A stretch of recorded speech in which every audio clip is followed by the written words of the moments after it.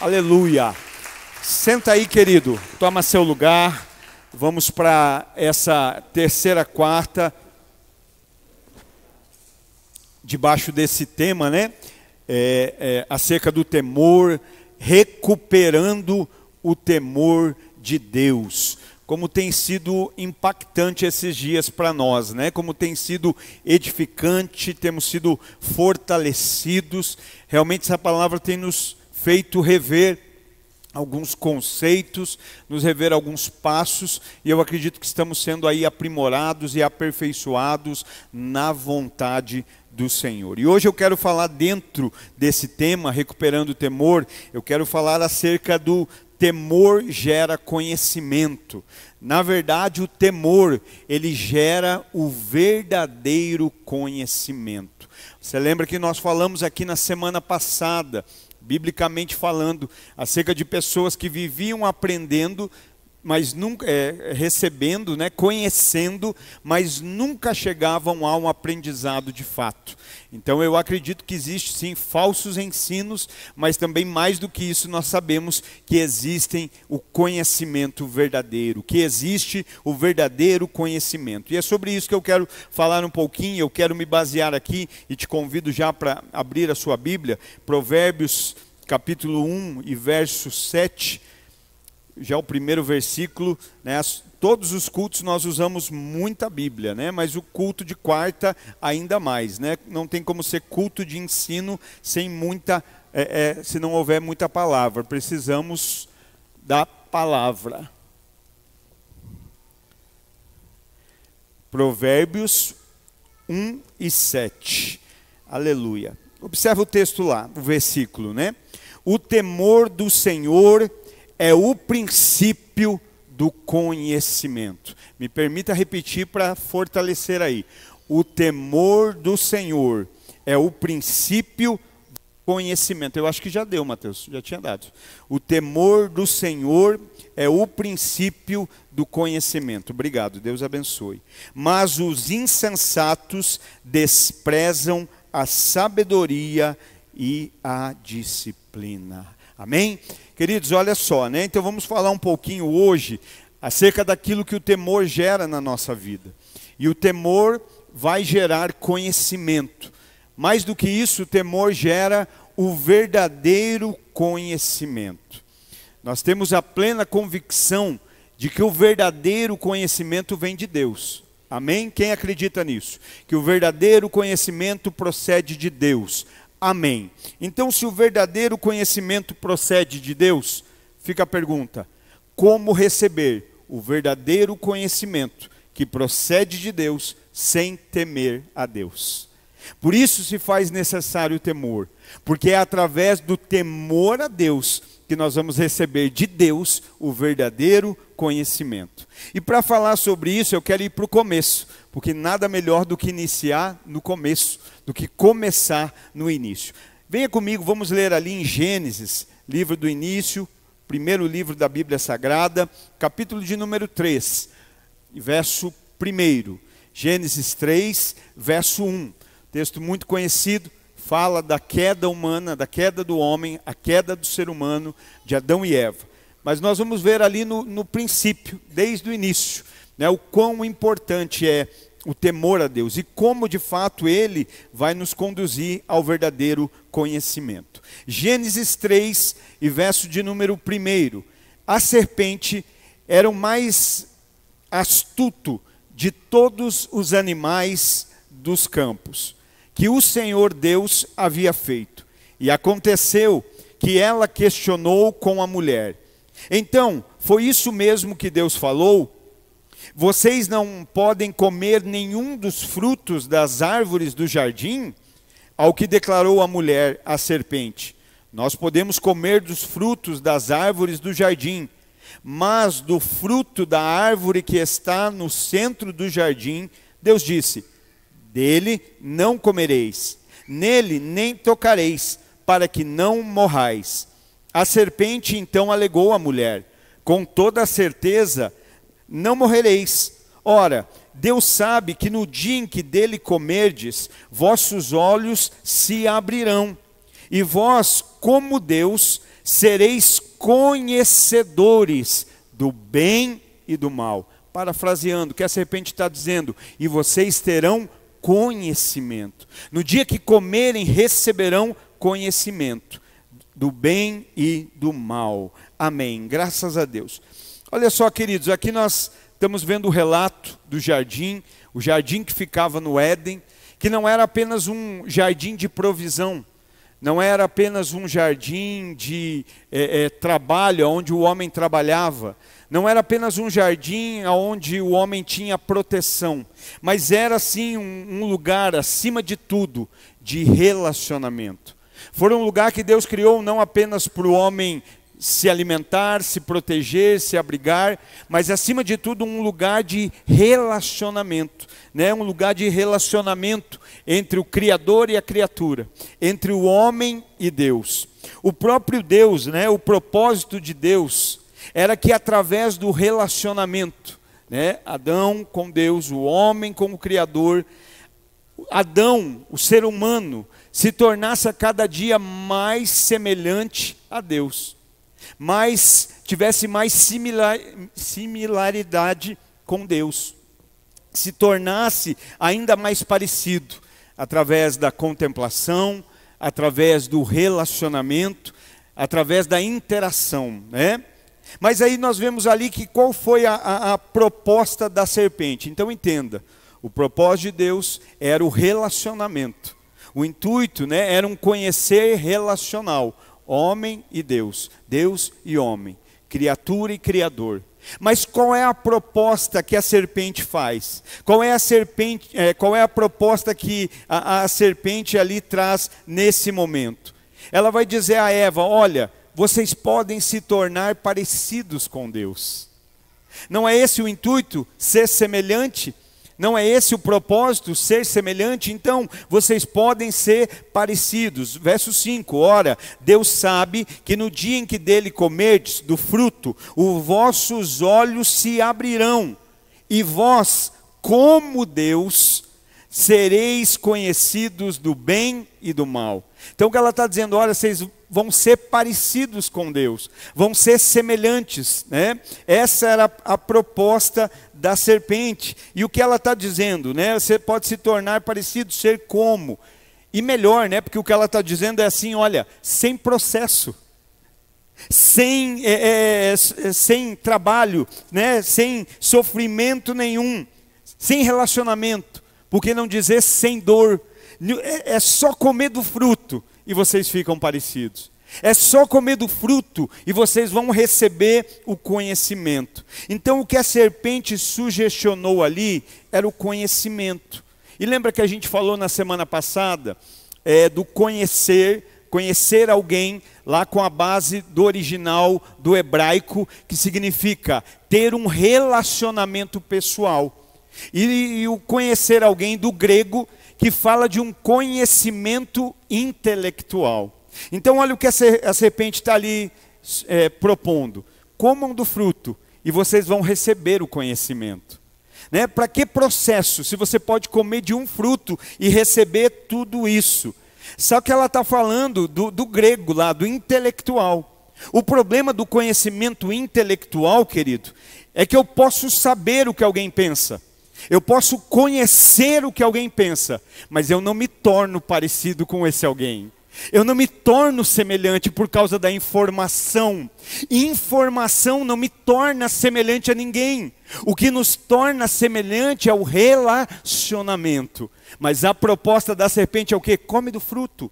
Come do fruto e vocês ficam parecidos. Comem do fruto e você recebe o conhecimento. Então, o propósito de Deus qual era? Era o conhecer relacional. Deus queria que Adão e Eva conhecessem, se relacionando, a cada dia se tornassem ainda mais semelhantes. Mas a proposta da serpente era o quê? Receba o conhecimento intelectual, receba a informação. Deus disse: relacione. A serpente diz: tem informação. Então olha como é um conflito.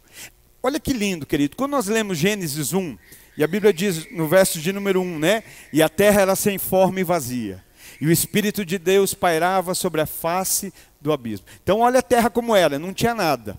Mas de repente Deus começa a criar. E Deus disse, haja luz, e houve luz. E Deus começa a dar ordem, e vão criando os luminares, vai criando as estrelas, vão criando porções de águas, vai criando a vegetação, vão criando-se os animais, não é assim? Aquilo que era sem forma agora tem forma, aquilo que era trevas agora tem luz, aquilo que era inabitável agora está repleto de coisas criadas, seres criados por Deus. Gênesis 1 e 2 fala disso. Gênesis 2, Deus vai criar Adão, depois vai criar a mulher, né? Vamos até o 2, vamos chamar assim, mulher, né? E aí olha que quanta coisa maravilhosa do Gênesis 1 e Gênesis 2.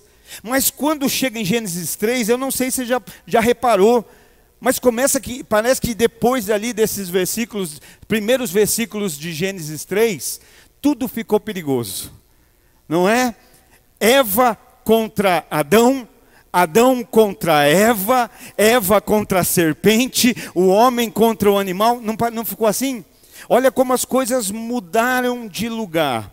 Querido, só que aí a gente ainda não entendeu o pior de tudo. Ainda que tenha ficado meio estranho, e o Adão acusa a Eva quando Deus vem, a mulher que tu me deste, e aí a Eva vai acusar a serpente, um fica acusando o outro, fica aquele... Mas não era o pior de tudo.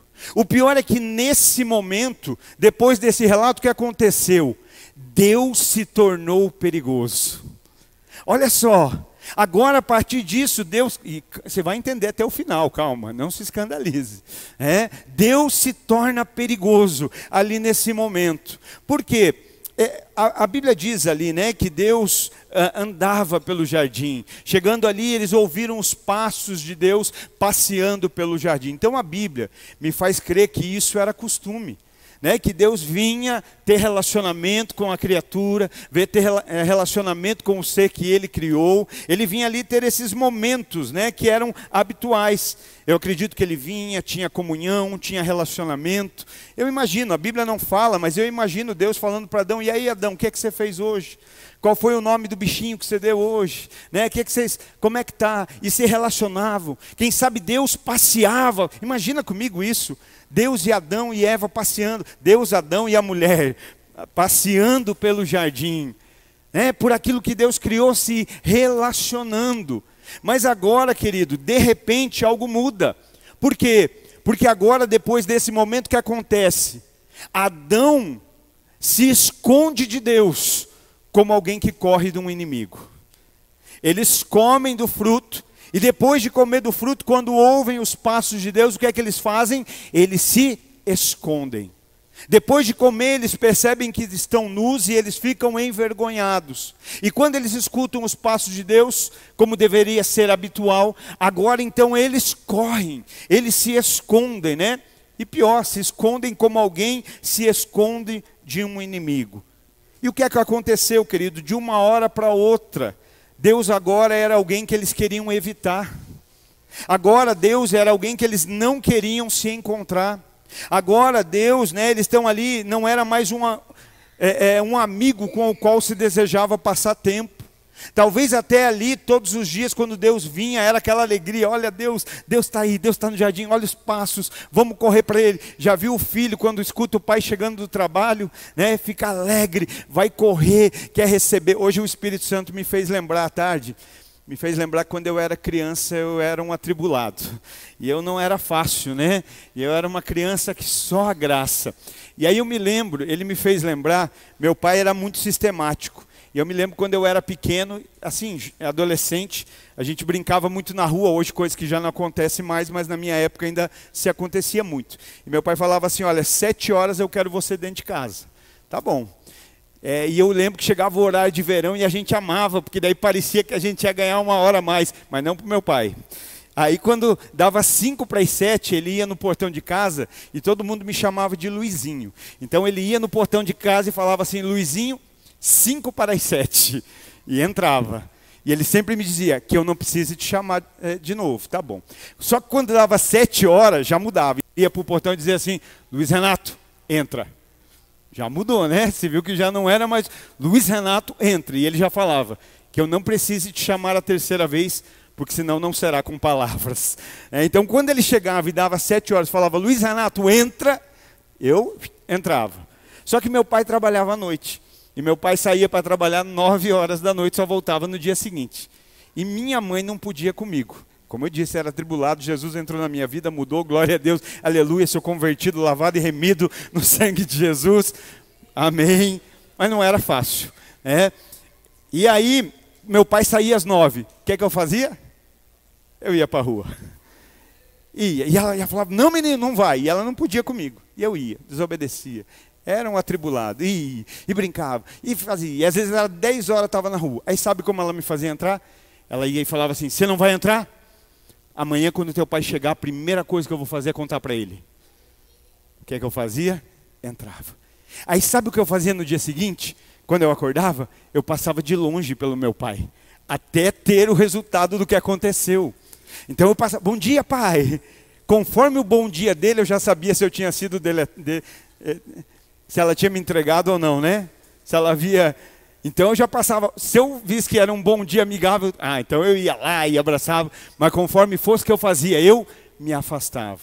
Ele não mudou comigo, mas eu por ter aprontado, tinha medo dele. Eu por ter aprontado, corria, evitava, né? Eu dizia, vamos esperar passar, depois que passar, eu me aproximo. E olha o que nós estamos encontrando aqui, né? O que é que Adão agora está fazendo? Talvez o mesmo Adão que quando escutava Deus, corria para Deus, agora quando Deus chega, ele foge, ele corre, como alguém corre de um inimigo. Então, vamos entender, né, por que esse súbito comportamento. O que é que mudou aqui? Isaías 59, verso 2, livro do profeta messiânico, Isaías nos responde, Isaías nos ensina. Por quê? Olha o que ele diz. Mas as vossas iniquidades fazem separação entre vós e o vosso Deus. Mas os vossos pecados, Isaías 59, 2, fazem separação entre vocês e o vosso Deus. Então o que aconteceu no jardim? Deus não mudou. Deus fala, né, em Malaquias, eu, o Senhor, não mudo. E glória a Deus por isso, né? Esse é o motivo de vocês estarem aqui ainda, porque Deus, de nós estamos aqui, Deus não muda. Hebreus diz, Jesus é o mesmo ontem, hoje e será eternamente, né? Então, se Deus não mudou, o que aconteceu? O homem mudou. Deus continua sendo o mesmo, mas agora quem mudou? Foi o homem. Agora o homem, ele adotou o princípio do pecado. E o pecado alterou a sua essência. O pecado alterou a essência da identidade do homem. Olha como isso o que está apontando? Quando Adão e o homem e a mulher pecaram, o que aconteceu? A essência, a identidade deles foi alterada. Ou seja, agora tem algo fora do lugar. Lembra que a gente falou na primeira quarta acerca da dor? Porque muitas vezes quando ouvimos a palavra gera uma dor. Porque muitas vezes quando ouvimos a palavra gera um desconforto em nós. Porque algo está fora do lugar. Algo foi alterado. Algo não está como deveria estar. Então por isso a gente não pode nem fazer de conta que a dor não existe. Mas também a gente não pode conviver com ela. A gente precisa entender o que essa dor quer nos ensinar. O que ela quer nos fazer rever. O que nós precisamos aprender a partir disso, né? Então agora ele está fora do posicionamento. Ou seja, agora a presença de Deus para o homem, para o ser humano, incomodava. Era insuportável a ponto de ele se esconder, a ponto de ele fugir. Algo que ele evitava e não buscava. Não era algo que o ser humano queria. Não, agora Deus chegou, então eu me escondo, eu me afasto. Tanto que quando Deus chega, Deus pergunta. Deus não pergunta o que Adão fez.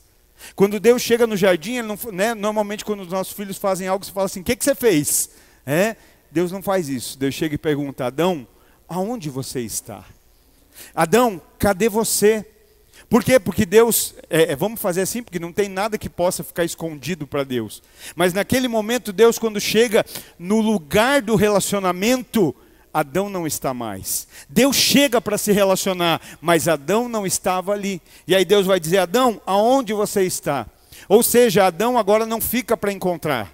Agora Adão não vai para buscar. Agora Adão evita. Agora Adão se esconde, né? Aqui, na verdade, é algo mais forte, porque o homem não apenas pecou. O homem pecou de fato. Mas pior, ele não se arrependeu daquilo que fez. Né? Eu imagino, eu não estou aqui para mudar a história, nada disso, mas comeu, viu como está, Deus chega e fala, Adão, cadê você? Penso eu, a primeira coisa, Senhor, eu desobedeci, fiz o que não deveria fazer. Mas não é isso que nós vemos no posicionamento do ser humano. Né? O que Adão faz? Ele tenta justificar. Quando Deus fala, cadê você? Não pergunta o que ele fez. O que Adão vai dizer? Senhor, a mulher que tu me destes. Está transmitindo, está transferindo a culpa, está se justificando. Olha, ela me deu do fruto e eu comi. Então, olha o que está acontecendo, ele está se justificando. E sabe, querido, quem muito se justifica é porque ainda não se arrependeu. É porque ainda não reconheceu o seu erro. Tem um pastor que eu gosto muito que ele diz assim, quem é bom de justificativa é ruim de arrependimento. Porque quem está justificando está querendo dizer, não, mas eu estou certo. O que Adão estava querendo dizer, a culpada é a mulher. Quando vai para a mulher diz, a culpada é a serpente. Fica só uma transferência de culpa. E reino de Deus não tem a ver com transferência de culpa. Reino de Deus tem a ver com arrependimento. Arrependimento, Senhor, pequei. Senhor, errei. Senhor, eu me arrependo, né? Então agora, Adão não corre mais para Deus. Adão corre de Deus. Adão não corre em direção a Deus.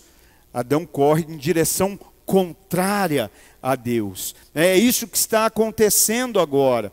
Após ceder à proposta da serpente, após, através da desobediência, receber conhecimento. Olha só, é possível receber conhecimento através da desobediência, mas esse conhecimento vai levar à morte.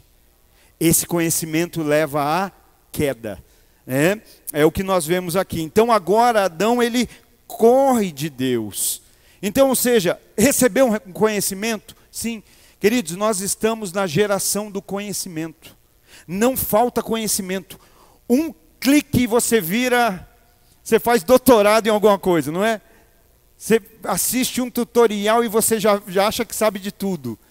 Nós estamos nessa geração, que é tão fácil ter acesso ao conhecimento, que a gente realmente acredita que sabe de tudo, porque assistiu um tutorial, porque leu um post, a gente acredita que sabe. Então, recebe-se conhecimento, mas observa isso.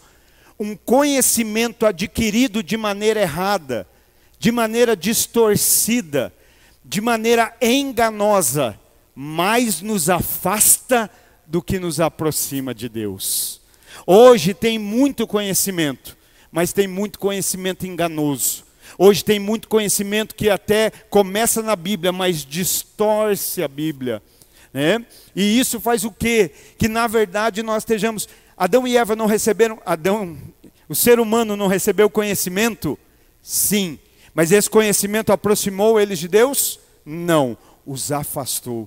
Os tirou do relacionamento. Aquilo que eles queriam de maneira rápida, 3 minutos está pronto, falhou. Afastou eles do relacionamento. E aí continuamos. Isaías fala, Isaías 59:2. Os vossos pecados fizeram-lhe esconder de vós o seu rosto. Olha só. De sorte que não vos ouça. Então, o que é que fez isso? Pecado. Com quem? Com Deus. Você acha que Deus queria uma nuvem separando? Você acha que Deus queria não olhar? Você acha que Deus queria não se relacionar? Não. Se Ele cria o jardim, Ele cria o ser humano por relacionamento. Agora Deus, o que nós precisamos entender é que Deus quer se relacionar com o ser humano. Deus quer se relacionar com a criatura. Deus quer se relacionar com os filhos. Eu vou falar de novo para você glorificar. Deus quer se relacionar com a criação. Deus quer se relacionar com os filhos. Mas Deus não se relaciona com o pecado. Aí entra o problema. Está entendendo agora Deus, né? O que é que acontece? Adão se esconde. Então, Deus queria que Adão e Eva trabalhassem no jardim.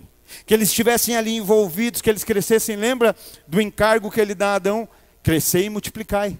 Domine sobre a terra, subjugue a terra, multiplique, cresça. É Deus dando esse encargo. É Deus dizendo assim: eu acredito em você. Domina, subjuga a terra, lidera, multiplica. Irmão, tem palavra motivacional mais forte do que essa?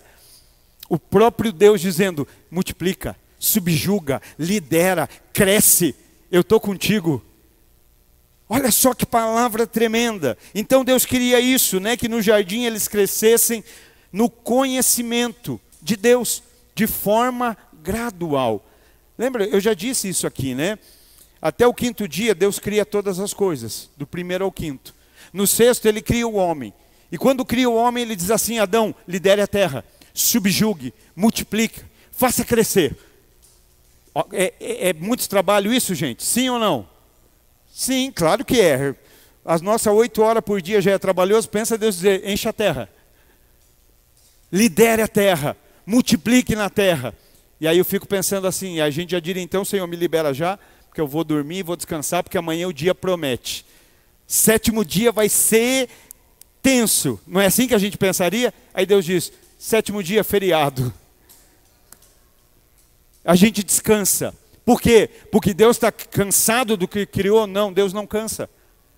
Por quê? Porque agora Ele criou o homem. E antes de Ele liberar o homem para liderar, multiplicar, subjugar, Ele diz: vem descansar em mim para aprender de mim. Vem descansar em mim para me conhecer. Cuidado quando você não quer parar para descansar. Às vezes quando a gente não para descansar, Deus precisa nos parar. Porque o parar é para conhecer a Deus. Não queira fazer nada para Deus sem antes conhecer a Deus. Lembra que foi falado aqui domingo? Como que você quer atrair para o céu se você nem foi atraído pelo céu? Queremos atrair para o céu sem termos sido atraídos pelo céu, né? Então aprenda a descansar. Adão vai descansar. Então o que Deus queria é que através do trabalho, de maneira gradual, eles fossem crescendo no conhecimento. Dia a dia, no trabalho, no relacionamento, eles fossem crescendo. A Bíblia fala um pouco disso. Gênesis 17:1, temos um exemplo aqui na vida de Abraão. Quando Deus diz para Abraão: e quando Abraão era da idade de 99 anos, o Senhor apareceu a Abraão e lhe disse: eu sou o Deus Todo-Poderoso, anda na minha presença e sê perfeito. Olha que Deus lindo esse, né? Porque Ele não está dizendo para a gente: seja perfeito e venha andar comigo. Não, só existe uma forma de ser perfeito: será aperfeiçoado. Lembra da primeira, quarta? Conversão, olhamos para Cristo. Santificação, contemplamos a Cristo todos os dias. Glorificação, um dia veremos a Ele como Ele é e seremos perfeitos como Ele é. É algo que não tem. Hoje, se vocês cobrar a perfeição de você, você abandona o barco, não tem como. Por isso nós nos convertemos, estamos na santificação, olhando para Ele todos os dias e vamos chegar na glorificação. Então Deus fala para Abraão: Abraão, anda comigo e ser perfeito. Ainda poderia dar o exemplo de Enoque, Gênesis 5:24. E Enoque caminhava com Deus, e ele não estava mais, pois Deus o tomou. Pensa nisso, irmão. Deus olhar para a terra e dizer: eu não aguento mais, vem, que eu quero você para mim. Talvez Deus está dizendo: não, fica aí que você precisa se converter. Talvez Deus está dizendo para a gente como Pedro, como Jesus disse para Pedro, lembra? Pedrão está andando com Jesus, se achando: eu sou o cara, o apóstolo dos apóstolos. Pedrão, sou o cara. E Jesus fala assim: Pedro, você, quando se converter, talvez hoje, né, Deus falaria isso para a gente está achando: olha, eu estou quase perfeito. E talvez Jesus está falando: viu, quando se converter, cumpre o meu propósito, cuida dos teus irmãos, né? Então é para a gente meditar. Aqui Deus estava dando a eles o que? Trabalho, querido, no jardim. Porque trabalho, querendo ou não, trabalho ele implica em tempo, exige tempo. Trabalho exige esforço, não é? E tem alguns que exigem muito esforço. Mas o plano de Deus ali para o trabalho era um esforço agradável. Porque enquanto está trabalhando, está relacionando. Enquanto está trabalhando e relacionando, está conhecendo. gradualmente, dia a dia. E Deus sabe do resultado, não do resultado do trabalho. Deus não está preocupado com o resultado do trabalho. Deus está interessado no resultado do relacionamento. Deus bota para trabalhar junto, para ter um relacionamento. E o resultado não depende do trabalho, mas do relacionamento que o trabalho propõe. Do relacionamento que o trabalho proporciona, né? Então era ali mais ou menos esse o intuito de Deus. Mas Satanás, ele tinha um caminho mais fácil. Para que você vai ficar aí no jardim trabalhando todo dia para conhecer a Deus, para ter relacionamento, você pode comer de um fruto e já ter tudo. Come do fruto, né? Satanás tinha um caminho mais fácil, sem nenhum esforço, porque é só comer, e também de maneira rápida. Será que não é às vezes assim que a gente quer caminhar no cristianismo? Eu queria que fosse sem esforço. Às vezes dói, né? Às vezes é desconfortável. Às vezes é incômodo. Eu queria que fosse sem dor, sem incômodo, que fosse confortável e mais, que fosse rápido. Deus falou, né, que ia acontecer, por que ainda não aconteceu? Né? Poderia ser de maneira rápida. Então era isso que Satanás estava propondo ali. Só que o grande perigo é o quê? O grande perigo está que havia um alto preço nessa estratégia. Essa estratégia do receba rápido e sem esforço tem um preço, e esse preço é caro, esse preço é alto. Por quê? Porque em vez de eles cultivarem, deles usarem do tempo, para cultivar o conhecimento, para usar do tempo, para ter um relacionamento com Deus, um relacionamento íntimo, experimentar um relacionamento pessoal com Deus, ali a estratégia era sem esforço e rápido. Só que sabe qual é o preço? Eles teriam um conhecimento, mas um conhecimento sem Deus. Teriam conhecimento, mas esse conhecimento não traria Deus, não teria Deus. Olha comigo ali, Gênesis 3, a partir do 16, para a gente entender um pouco mais. Deus os coloca no jardim para relacionar e através do relacionamento conhecer, através do conhecer se tornarem a cada dia mais semelhantes a Deus, ter essa semelhança com Deus. Mas aí a serpente vem e fala, come do fruto, e vocês, como Deus, terão o conhecimento do bem e do mal. Come do fruto e vocês vão receber o conhecimento. Mas olha o verso 16 lá de Gênesis 3. Para a mulher sentenciou, esse aqui é depois que Deus chega, né? Deus chega, Adão, cadê você? Aí Adão fala, a mulher que tu me destes, a mulher fala, a serpente, e aí agora Deus começa a sentenciar cada um. E chega aqui a vez da mulher, Deus diz assim, para a mulher sentenciou o Senhor, multiplicarei grandemente o teu sofrimento na gravidez. Em meio à agonia dará à luz filhos, seguirás desejando influenciar o teu marido, mas ele te dominará. Olha só, o falso conhecimento gera dor. Um conhecimento enganoso nos afasta de Deus e gera dores. Um falso conhecimento de Deus gera dores e compromete a reprodução. Compromete esse gerar vidas. Verso 17. Então voltou-se para o homem e ordenou, por que escutastes a voz de tua mulher e comeste da árvore que eu te proibira comer? Maldita é a terra por tua causa.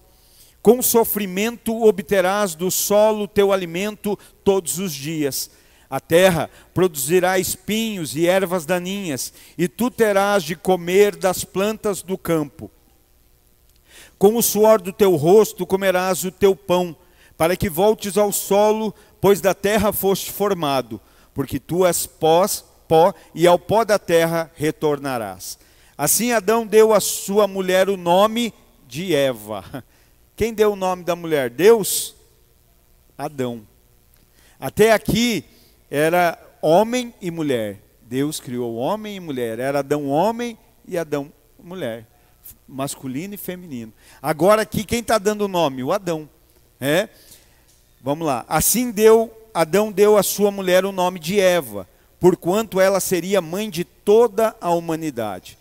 Fez Yahvé, o Senhor, Deus, túnicas de pele, e com elas vestiu Adão e Eva, sua mulher. Então declarou Yahvé, Deus, eis que agora o ser humano tornou-se como um de nós, conhecendo o bem e o mal. não devemos permitir que ele também estenda a sua mão e tome do fruto da árvore da vida, e comendo-a possa viver para sempre. Agora o homem ali é pecador, o homem está caído, e no jardim tinha a árvore da vida. Então agora, nós precisamos impedir, porque se ele comer do fruto da árvore da vida, ele vai ser para sempre assim. Por isso o Senhor expulsou o ser humano do jardim do Éden. Quem expulsou, gente? Deus, o Senhor, e fez que ele lavrasse a terra do qual havia sido formado. Deus baniu Adão e Eva, e no lado leste do jardim do Éden estabeleceu seus querubins e uma espada flamejante, que se movia em todas as direções, evitando assim que alguém tivesse acesso à árvore da vida. Então olha só, agora eles tinham um conhecimento, mas esse conhecimento sem Deus. É algo que veio rápido, algo que veio sem dor, sem incômodo, sem dor, sem incômodo, sem confronto e sem Deus. Sem dor, sem confronto, sem incômodo e sem Deus. Obtiveram o conhecimento, mas sem Deus. Eles pensavam que o progresso ali, sem esforço, faria deles felizes. Que eles seriam agora felizes, mas em vez disso o que aconteceu? Afastou o homem da intimidade com Deus. Afastou do relacionamento com Deus. Pior, eles foram expulsos do jardim que Deus criou para eles. O jardim que Deus criou para colocar eles lá, eles foram expulsos. Então aquilo que eles podiam até imaginar que ia ser bom, na verdade, foi muito ruim. Então, o pecado mudou a relação do homem com Deus. Até aqui, parece que o jardim é um cenário. Daqui para frente, parece que tudo mudou do 3. Por quê? Porque o pecado mudou a relação do homem com Deus. E mais do que isso, o pecado mudou a relação do homem com o homem. O que é que acontece daqui? Eles vão ter filhos. E o que vai acontecer com os filhos? Um vai matar o outro. Pensa, gente. Tem 4 habitantes, naquele dia um matou o outro. 25% morreu num dia só, é isso? Olha o que o pecado faz. Altera o relacionamento com Deus. Altera o relacionamento com as pessoas, Isso é muito sério, isso é muito forte, Então, como a presença de Deus revela o erro, agora para eles ela causa dor. Quando Deus chega ao desconforto, quando Deus chega ao incômodo, então agora ao invés de desfrutarem da presença de Deus, agora eles se sentem desconfortáveis na presença de Deus. Agora eles se sentem incomodados com a presença de Deus. Agora diante de Deus, quando Deus chega no jardim e encontra Adão e Eva, o que acontece? Vai haver dor. Olha, você vai dar luz, mas vai ser com dores. Agora vai ter dores de parto, Então agora diante de Deus existe dor. Agora diante de Deus existe confronto. Homem, agora você vai ter que suar para ganhar o teu sustento. Agora diante de Deus existe o que? Desconforto. Olha tudo que o pecado gerou ali. Só que o problema é que hoje isso acontece com a gente. Existe a dor. Hoje existe o confronto. Hoje existe o desconforto. O problema é que a gente não quer entender a dor. Ou a gente ameniza, ou a gente sai daqui e toma um Dorflex para parar de doer. E daqui a pouco você vai entender qual é o Dorflex que nós tomamos. A gente não quer entender a dor. A gente não quer aprender com o confronto. E nós queremos nos eximir da responsabilidade de resolver o desconforto. Porque o desconforto ali não era gerado por Deus. O desconforto era gerado pelo pecado. O que gerou o desconforto não era a presença de Deus. O que gerou o desconforto era a presença do pecado.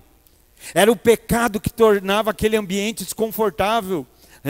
Então, como eles não quiseram lidar com a dor, não quiseram aprender com o confronto, e não quiseram se responsabilizar pelo aquilo que causava o desconforto, houve o que aconteceu.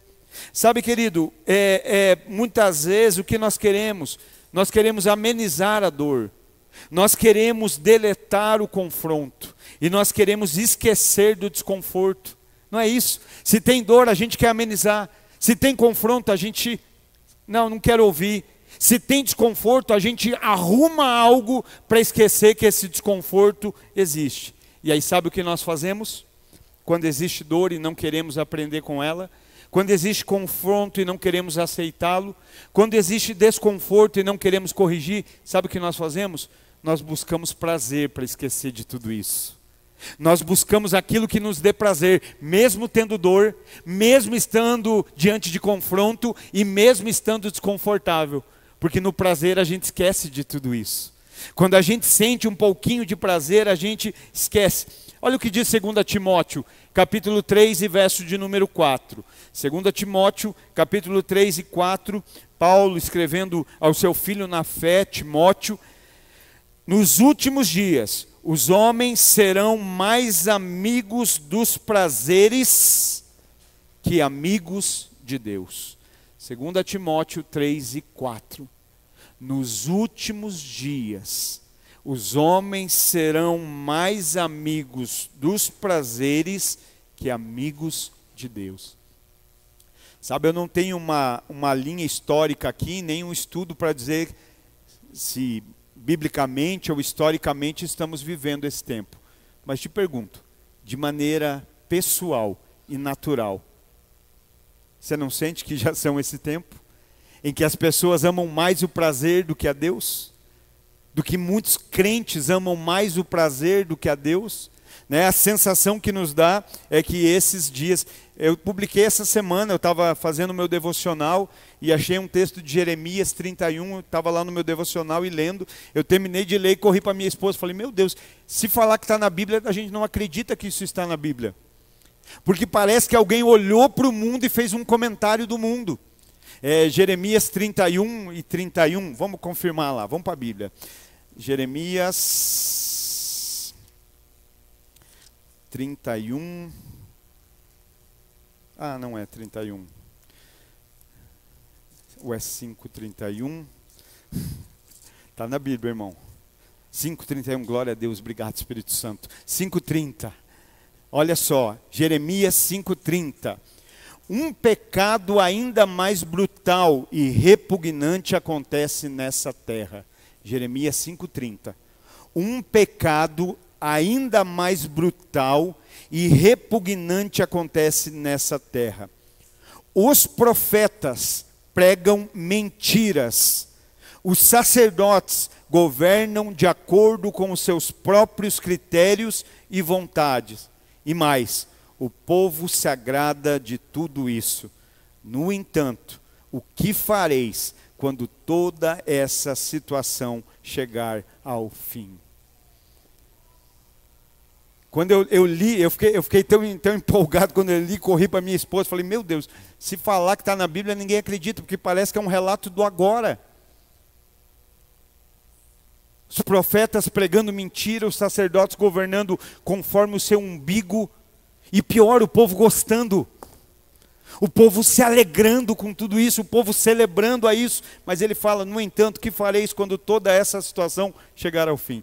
Eu fiquei tão empolgado, fiz um banner, quem faz sou eu mesmo, minha querida, e aí eu fiz, e empolgado ainda fiz errado, e glória a Deus pela sua vida. A irmã mandou lá, pastor, desculpa aí, mas tem uns errinhos, é que eu estava sem óculos, glória a Deus, me ajuda lá.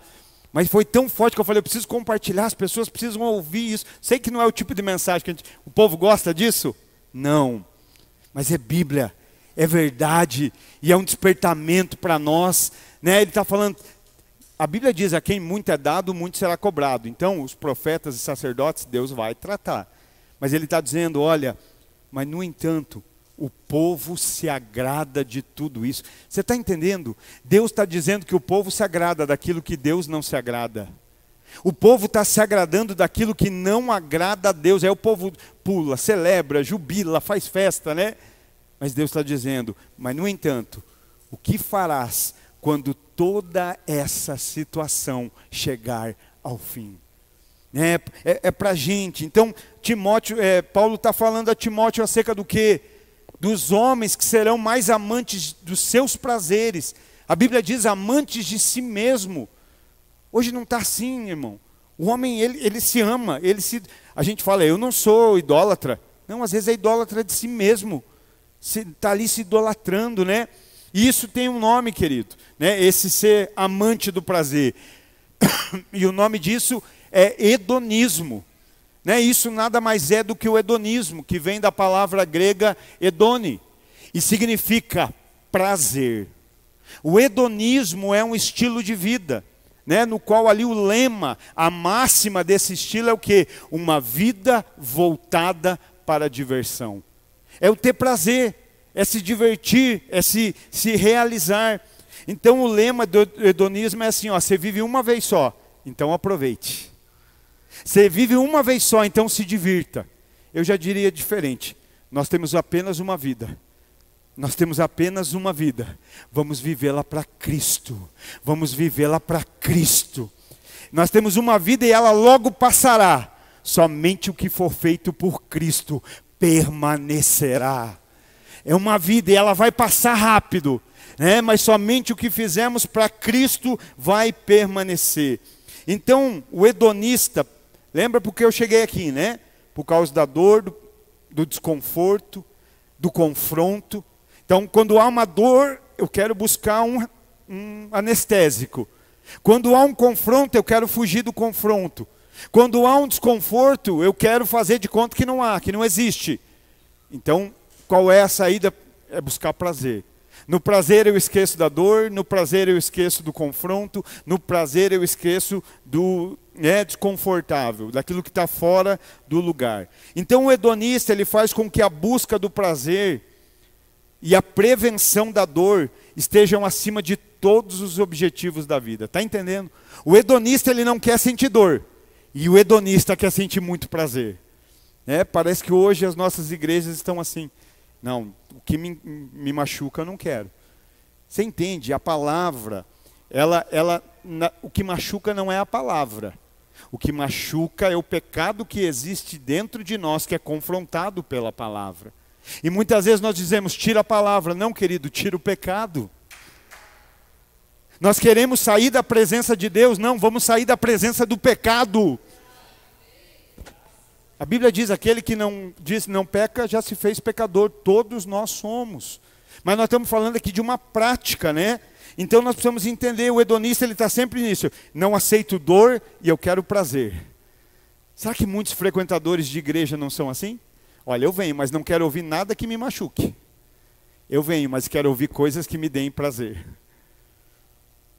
Eu venho e quero ouvir coisas que me alegrem, que me façam, sentir prazer.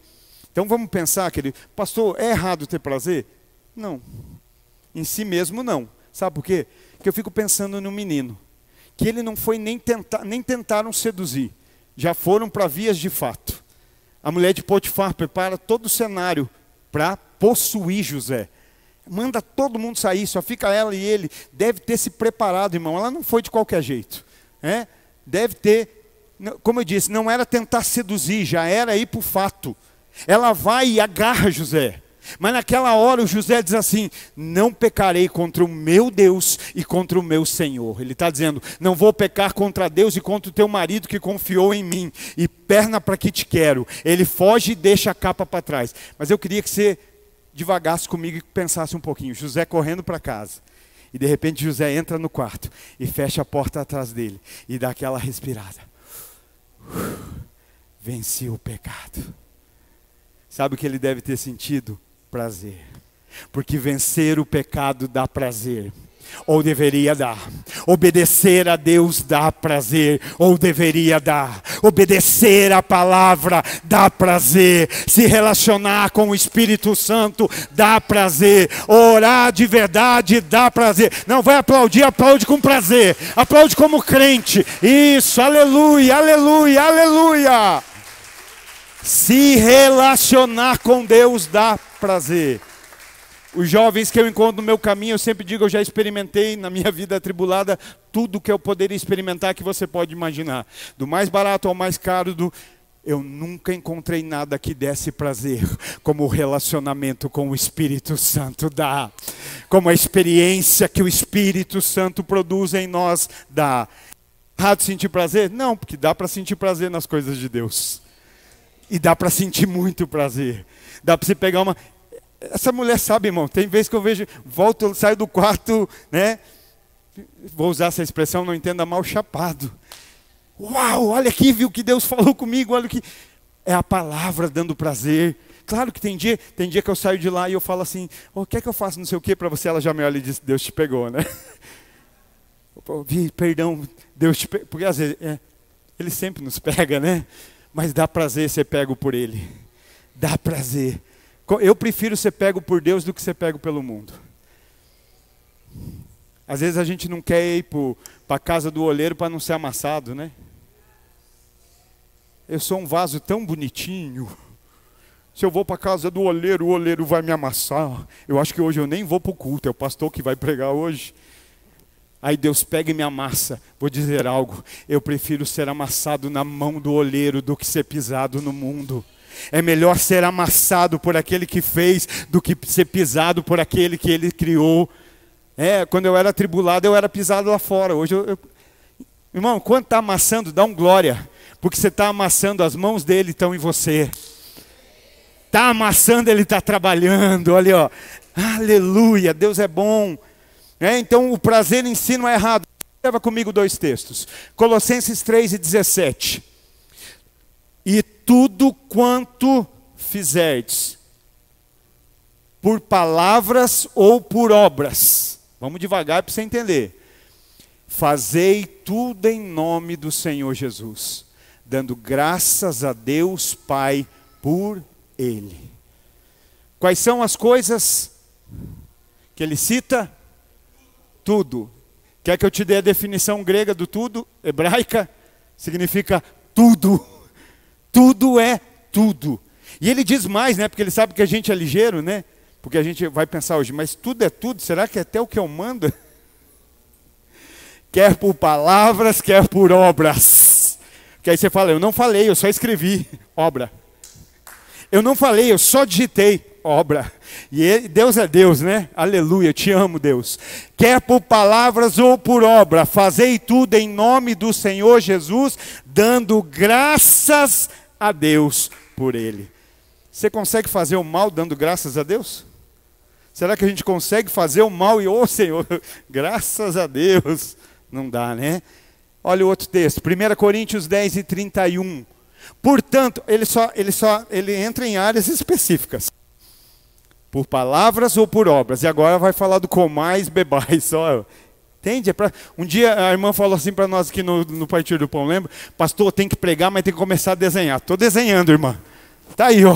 Lembra? Que falou, está falado. Precisa desenhar, vamos desenhar. Espírito Santo da graça. Portanto, quer comais, quer bebais, ou façais qualquer coisa, fazei tudo para a glória de Deus. Dá para ter prazer? Dá. A questão é, o que você sente prazer da glória a Deus?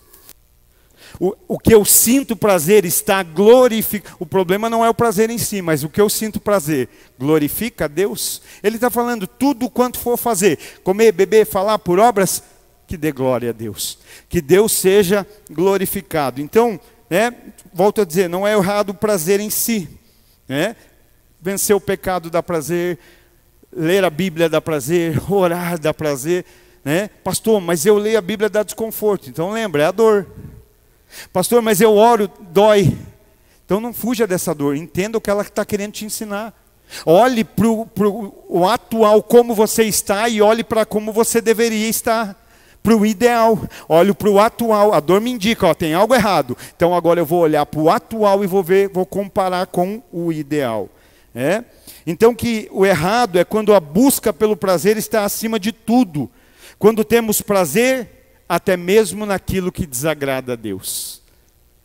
O problema do prazer é quando temos prazer até mesmo naquilo que não glorifica a Deus.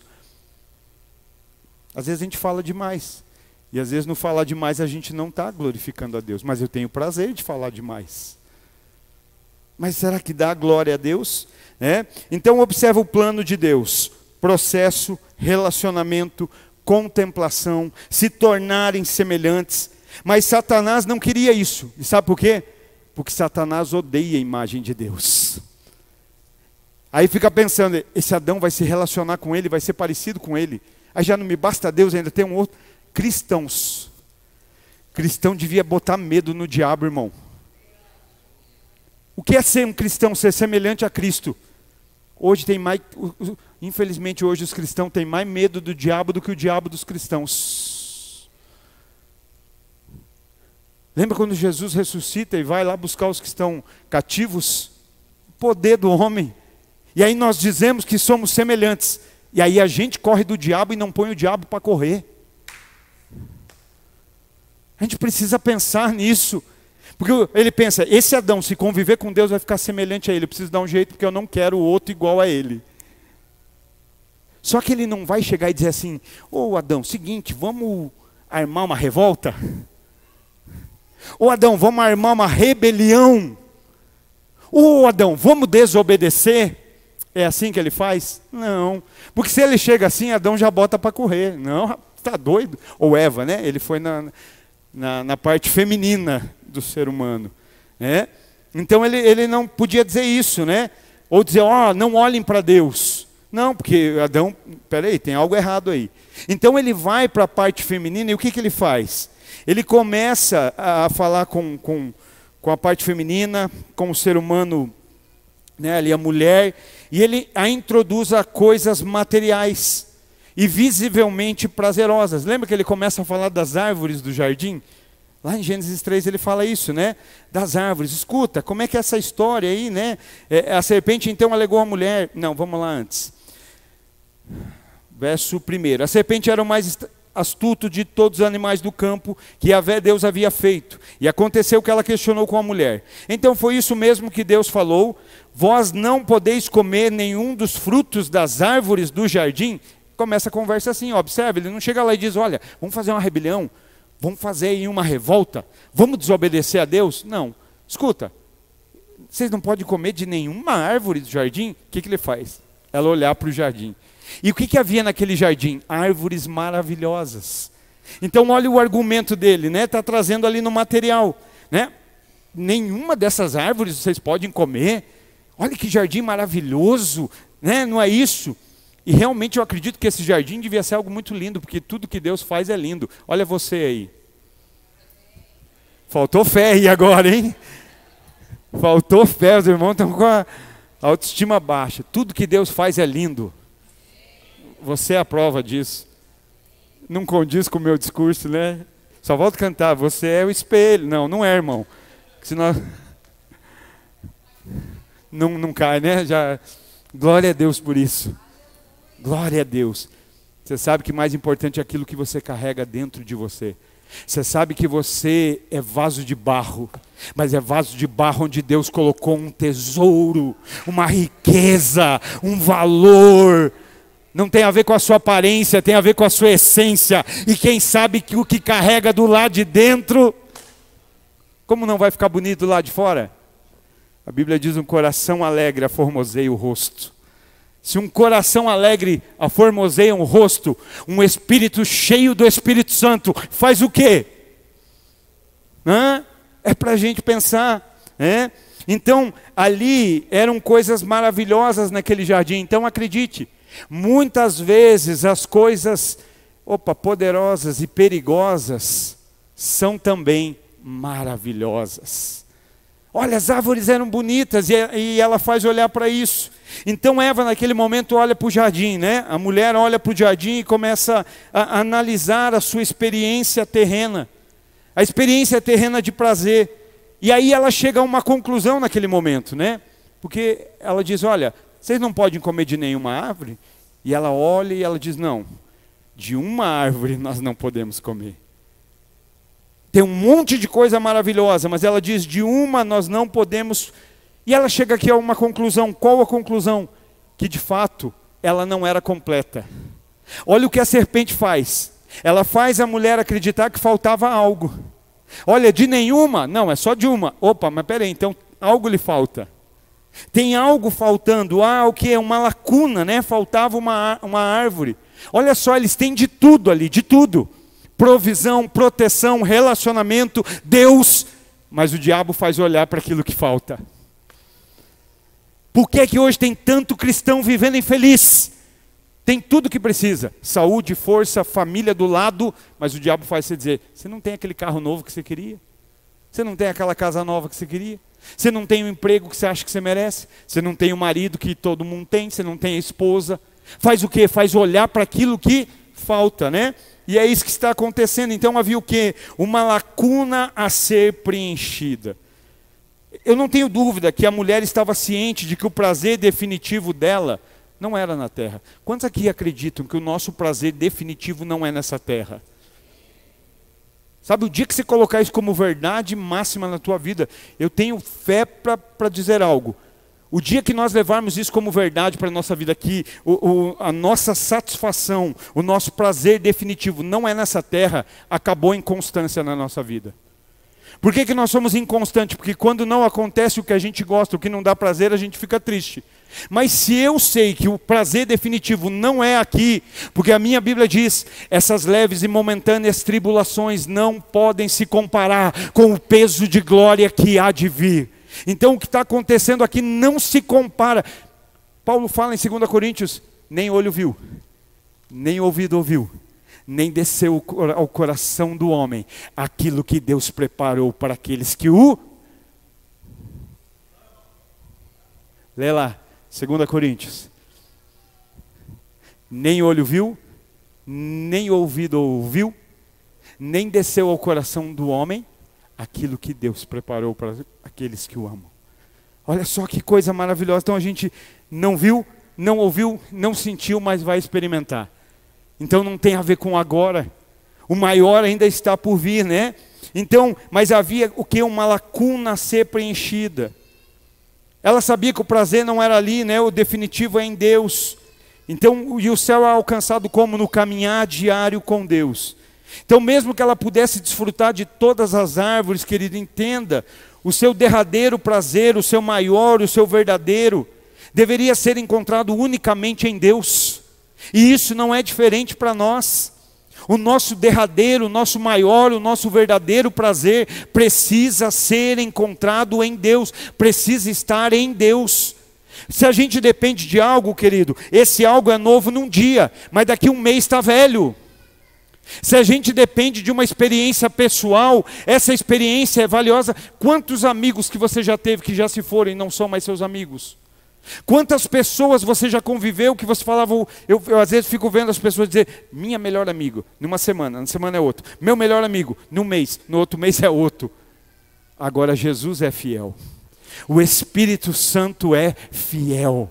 Né? Então o nosso prazer deveria estar nele, unicamente nele. Então ele chega para Eva, para a mulher e diz, olha, é de todas, não, é de todas, é de uma só. Ah, tá.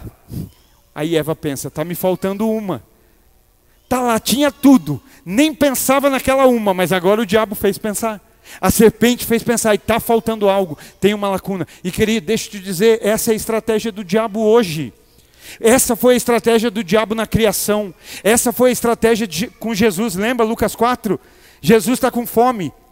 Jesus está no deserto, 40 dias sem comer. E o que o diabo chega e diz? Eu sei o que está te faltando.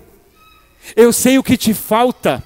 Eu sei que há uma lacuna, eu sei que há um vazio em você que precisa ser preenchido. E deixa eu dizer, sabe o que Jesus vai dizer? Pode até ser, mas não vai ser você, diabo, que vai preencher. Lucas capítulo 4 e verso 4. O diabo diz, dá ordem a essas pedras, elas viram pão e a lacuna acaba. Dá ordem a essas pedras e elas viram pães e o vazio se acaba. Mas Jesus lhe respondeu, dizendo, está escrito, nem só de pão viverá o homem, mas de toda a palavra de Deus. Sabe o que ele está dizendo? O meu prazer está em Deus. Era o que Eva deveria ter dito. Não, nós temos o jardim, nós temos o pai, nós temos o relacionamento, eu não preciso dessa árvore.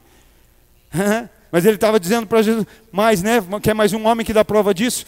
Davi, Salmo 23, verso 1, o Senhor é o meu pastor, e Ele não me faltará. Meu maior prazer está nele, o meu completar está nele. Só que nesse momento para Eva, Deus já não era mais o objeto supremo. Agora era a árvore. Agora a mulher tira o olho de Deus para olhar para a árvore. A mulher tira o olhar de buscar a Deus para desejar a árvore. Está entendendo? Vai no vazio, vai na lacuna, vai naquilo que falta. Então Deus não era mais o foco, agora era a busca da felicidade, da realização. A mulher pega do fruto, a mulher come do fruto, a mulher dá para Adão o fruto. E aí o resto da história você já conhece, né? A gente já sabe o que aconteceu, a gente já conhece o resultado, já lemos ali. Querido, mas daquele momento, nada nunca mais foi o mesmo. Aí a pergunta é, o que tem mudado o nosso jardim hoje? No nosso jardim tem alimento. No nosso jardim tem relacionamento. No nosso jardim tem comunhão. Não tem tudo isso? Então, o que tem comprometido o nosso jardim hoje? Temos Bíblia, temos oração, temos o corpo, temos igreja. Mas sabe onde está o fruto? Nós preferimos a internet. Nós preferimos as redes sociais.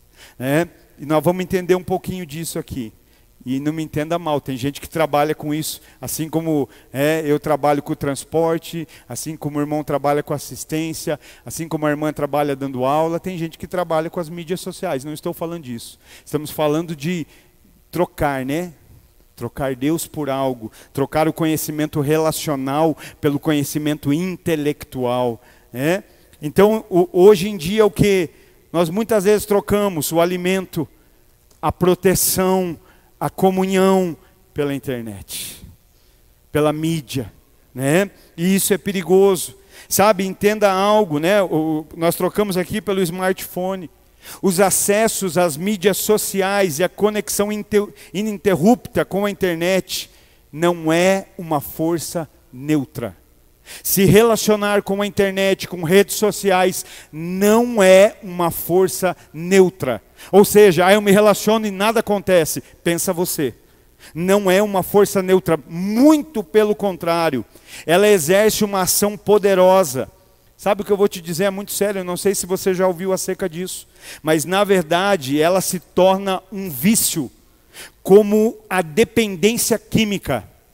A dependência pelas redes sociais é um vício como a dependência química, igual. Ela produz os mesmos comportamentos viciantes que afligem os viciados em drogas. Olha só essa consideração da Universidade de Harvard. A dopamina é uma substância química produzida pelo nosso cérebro, que desempenha um papel destaque na motivação do comportamento. Ela é liberada quando damos uma mordida em uma comida deliciosa, quando fazemos sexo no casamento, irmãos, não é pecado, é bênção de Deus, casado, tá? Depois de nos exercitarmos, e o mais importante, quando temos interações sociais bem-sucedidas. Então o que isso gera? Dopamina, que dá o quê? O prazer, dá aquela satisfação. Então entende, assim como um beijo de alguém que você ama é igual a dopamina, a cocaína para o viciado é igual a dopamina, os likes em uma rede social é igual dopamina. Hoje já existem clínicas que fazem tratamento para viciados virtuais.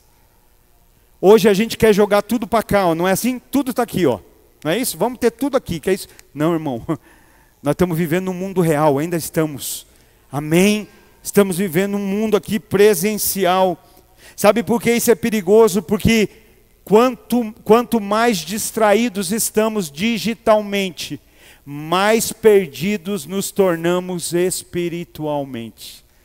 A gente está... O que nós estamos falando? Lembra? Deus estava dizendo, eu quero me relacionar com você. Aí a serpente vem e diz, come do fruto e você vai conhecer. Ou você até diz, eu quero me relacionar com Deus. Aí a serpente vem e diz, come do fruto. Pega aqui, é rapidinho você aprende. Rapidinho você recebe conhecimento, rapidinho você se torna, não tem dor, não tem confronto, não tem desconforto, né? Então os prazeres, eles sufocam os nossos desejos por Deus. Quando nós alimentamos os nossos prazeres, eles anulam o nosso prazer em Deus e nos fazem perder a conexão com Ele. Tem gente que não consegue se conectar com Deus, por quê? Porque está conectado demais com o mundo. Está conectado demais com as coisas desse mundo. E aí não, mas a palavra para mim parece coisa do outro mundo, mas entende tudo daqui. Se falar aí hoje, acha Filemon, não acha. Mas pede para mexer nisso, sabe, de cabo a rabo.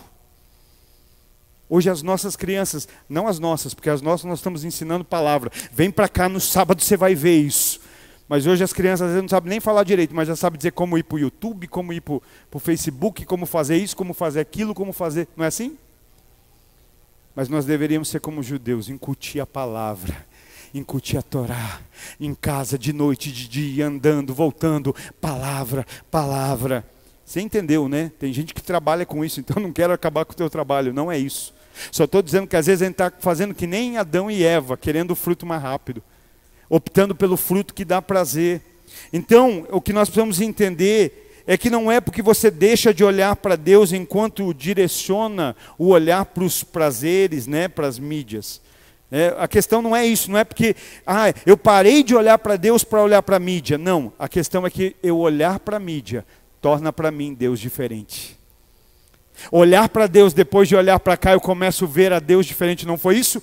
Adão e Eva comem do fruto. Quando voltam para Deus, para eles Deus mudou.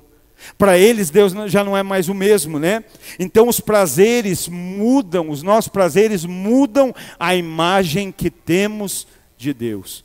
Depois de terem comido o fruto, né? Adão e Eva, eles vêm e se relacionam com Deus de maneira diferente, à distância, sem querer chegar perto, desconfortável, indesejável. Sabe os toques na tela do nosso celular? Eu falei aqui esses dias, né? Conta quantas vezes você faz isso aqui, ó. Você desbloqueia o celular por dia. Conta um dia só para você ver. Quantas vezes você desbloqueia ele? E conta quantas vezes você abre a Bíblia por dia. Só para ter a gente tem um parâmetro. Mas o que é que está... Deus não fala comigo. É porque Ele não vai ligar para você. Não estou ouvindo Deus. É porque Ele não vai mandar o WhatsApp para você. Deus não manda mensagem, manda. Já mandou, está tudo aqui, ó. Deus não está falando comigo, mas você está esperando que Ele ligue. Ele não vai ligar. Ele está aqui, ó, falando com a gente. Deus está falando com a gente, irmão? Deus está falando com você, glória a Deus por isso. Sabe, os toques na tela do nosso celular, eles tornam cada vez Deus mais invisível para nós. Invisível. Porque a gente vai, né? Eu tenho dito aqui, eu gosto muito de usar, eu amo isso aqui, ó, Bíblia, papel. Eu fui pregar esses dias, domingo eu fui pregar num retiro de jovens, minha Bíblia estava caindo aos pedaços, assim, eu colei hoje ela. Né? Mas por quê? Porque ela é usada, eu gosto de usar, está toda marcada, rabiscada. Aqui eu tenho 4 versões de Bíblia, porque às vezes eu estou numa fila de algum lugar, vou ler um versículo aqui enquanto eu estou aqui. Né? Mas, irmão, vamos falar, se você está num lugar e você está só nisso aqui, ó, você fala, eu vou ler Bíblia, mas quando... Opa, tem um WhatsApp, só deixa eu ver o que é o WhatsApp antes, porque pode ser uma mensagem importante. Nenhuma mensagem é mais importante do que a mensagem de Deus para nós. Nenhuma mensagem é mais importante do que a mensagem do Evangelho para nós. Né? Então, aí quando nós olhamos daqui para cá, opa, já tem diferença, Senhor, tem algo aí que mudou, né? Então, fica atento a isso, né? Deus vai se tornando mais invisível, mais distorcido. Adão e Eva pensavam que podiam comer do fruto e continuar com Deus da mesma maneira. E a gente está pensando assim, da mesma forma. Hoje a gente tem um monte de mensagem que a gente pode ver por aí. Eu vejo que me edifica, não, eu vejo que me dá prazer. Sabe, queridos, o Mateus, meu filho, comentava comigo esses dias, tem um pastor... eu amo muito escutar ele, que é o reverendo Hernandes Dias Lopes. Pensa no senhorzinho que não é inveja, mas eu almejo terminar assim. Ele nem terminou, né? Mas ele tem uma idade que eu quero chegar na idade dele daquele jeito. E aí o Mateus falava esses dias para mim, quantos seguidores ele tem? 1.300.000 de seguidores. Mas pensa num homem que é Bíblia, um homem que é sábio, um homem que é... E aí ele veio me mostrar esses dias da menina, eu não vou citar o nome que eu não estou aqui para... Mas a menina do XR, do 11 lá, ela tem 2,5 milhões. Por quê? Porque as pessoas seguem o que dá prazer. Quem sabe vai diminuir esses 2,5 milhões, porque vai que alguém aqui ouviu e estava lá, né? Só dá gente chegando em casa. Por quê? Porque as pessoas não querem palavras, as pessoas não querem confronto, as pessoas não querem desconforto, elas querem prazer. Elas querem sentir prazer naquilo que vem, né? Então, estamos indo já para o final, já vamos acabar. Eles pensavam que podiam comer do fruto e continuar com Deus, mas de repente a presença de Deus se tornou insuportável.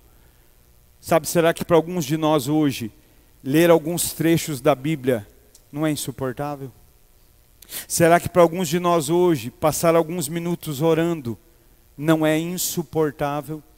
Será que para alguns de nós hoje vir e ouvir um sermão de 1 hora, pela fé, não é insuportável? Por quê? Porque quando a gente vai para isso aqui, a cada 10 segundos a gente recebe uma ingestão de dopamina. A gente vê um videozinho de 1,5 minutos, e fica anestesiado. Está mexendo, é Deus mandando uma mensagem. Está na hora de acabar, tá bom, Senhor. Não, isso aqui não é de Deus, isso aí foi algum de vocês que mandou, irmão. E a gente vai lá assistir um videozinho, que prazer que deu. Sai daqui, ouviu aquela palavra que pega a gente, sai doendo, sai desconfortável, o confronto, vou lá assistir um videozinho porque eu preciso melhorar. Não é assim, gente? Aí vem a dopamina, a gente sente prazer e deixa, Então pensa, a gente precisa pensar. Na verdade, querido, leitura bíblica, oração, comunhão e sermões começam a ser uma tortura se a gente tira Deus do lugar dele. Começa a ser obrigação. Sabe, eu não leio Bíblia por obrigação, eu leio por necessidade. Primeiro é pela necessidade, depois vem vindo o prazer. Você nunca lê um texto que você começa a ler, daí você não quer mais parar, você fala, eu quero mais. Você começa a orar por necessidade. Mas tem gente que fica a vida inteira orando por obrigação, lendo por obrigação. Tem algo errado, querido. Tem algo aí que... Por quê? Porque a gente quer a dopamina. A gente quer o prazer, né? Então nós queremos evitar a dor a todo custo. Nossa geração tem todos os meios para evitar a dor. Todos. Distração, diversão. Fica de pé e eu vou já aqui para o final. Tem uma frase aí que se diz aí no mundo, que sem dor não há ganho, né? No pain, no gain. Viu? Não é isso? Mas eu diria mais. Sem dor, sem ganho, sem Deus. Hoje a gente quer levar um evangelho sem dor, o evangelho do prazer. E aí eu fico pensando, pode ser o evangelho do prazer, um evangelho que foi startado com um justo que não merecia, indo para uma cruz, ser vilipendiado por causa de nós. Nós queremos hoje viver um evangelho de prazer, quando o evangelho foi startado na dor de Jesus. E aí a gente diz ainda que morremos com ele para viver com ele. E hoje queremos só aquilo que nos dá prazer. Claro, podemos ter prazer, mas que os nossos prazeres glorifiquem a Deus. Eu não quero sentir prazer naquilo que está gerando asco em Jesus. Porque vós não sois nem quentes nem frios, mas sois mornos. Vou parafrasear, por causa do prazer de vocês, Jesus está dizendo, eu quero vomitar. Às vezes os nossos prazeres estão gerando isso em Deus, né? Então sem dor, sem ganho e sem Deus. Buscar comunhão com Deus, mas isento de desconforto, porque é isso que essa geração quer. Existe uma geração aí hoje que conhece um Deus que não é o Deus da Bíblia. É um Deus que foi criado aí, não é? Não, esse Deus pode tudo, Ele aceita tudo, Ele ama tudo e vai dar tudo certo no final, querido. Isso não está na Bíblia. Alguém esses dias disse, eu não posso dizer que isso aqui não vai para o céu. Eu posso, se a Bíblia disser que não vai, eu posso. Se a Bíblia estiver apontando, eu posso, porque é Bíblia. Não estou dizendo que a gente tem que ficar matando ninguém, não é isso, mas lembra do cego? O cego está lá, está indo para o abismo, vai morrer. Você é amigo do cego, você avisa ele, cego, você vai morrer. Se ele não te ouve, você vai tocar nele, cego, sai daí que você vai cair. Se ele não te ouvir, nem ceder o teu toque, você vai derrubar ele, porque você não quer que ele morra. Você quer salvar a vida dele, né? Então hoje, buscar comunhão com Deus, mas isento de desconforto, nos conduzirá a um falso Deus. Hoje tem gente achando que está se relacionando com Deus, mas talvez naquele dia vai ouvir: afastai-vos de mim, vós que praticais a iniquidade. Sabe, querido, buscar Deus, comunhão com Deus, isento de desconforto, sem a querer aprender com um confronto, muitas vezes querendo anestesiar a dor, é estar correndo atrás do que nos faz feliz, sem perceber que o que nos faz feliz está nos tornando pessoas vazias. Do que adianta ser feliz e vazio? Do que adianta ser feliz e não ter nada, não ter conteúdo, né? E aí, pastor, o que nós fazemos hoje? Sabe, hoje, o nosso papel, a nossa solução é voltar o jardim através de Cristo. Hoje nós podemos voltar, e olha que lindo, né? O que é que João diz? Todos quanto lhe receberam, deu-lhes os direitos de serem chamados filhos de Deus. A gente não só volta para o jardim, a gente volta como filho. À toa? Não, porque filho, né, é uma representação de submissão à autoridade do pai. Volta como filho para um relacionamento de intimidade, de temor, de respeito e de honra. Curva a sua cabeça.